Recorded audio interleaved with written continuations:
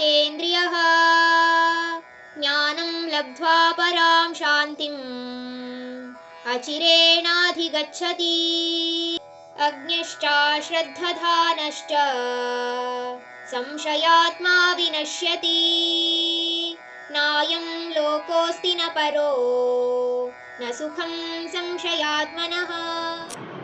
ಯಾವ ಮನುಷ್ಯ ಅವನ ಮನಸ್ಸನ್ನು ದೃಢೀಕರಿಸಿ ನಂಬಿಕೆ ಇಟ್ಟುಕೊಂಡು ಅವನ ಎಲ್ಲ ಇಂದ್ರಿಯಗಳನ್ನು ಸಂಯಮದಲ್ಲಿ ಇಟ್ಟುಕೊಂಡು ಕೆಲಸವನ್ನು ಮಾಡಲಿಕ್ಕೆ ಶುರು ಮಾಡ್ತಾನೋ ಅವನಿಗೆ ಅಮೂಲ್ಯವಾದ ಜ್ಞಾನವು ಲಭಿಸುತ್ತೆ.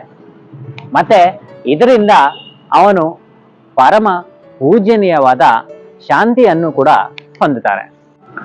ಯಾವಾಗ ಮನುಷ್ಯ ಜ್ಞಾನದ ಮೇಲೆ ನಂಬಿಕೆ ಇಲ್ಲದೆ ದಡ್ಡತನದಿಂದ ಅನುಮಾನ ಪಡ್ತಾ ಇದ್ರೆ ಅದೇ ಅವನ್ನ ಕೇಡಿಗೆ ಅಥವಾ ಕೊನೆ ಕಾಲಕ್ಕೆ ದಾರಿಯಾಗತ್ತೆ.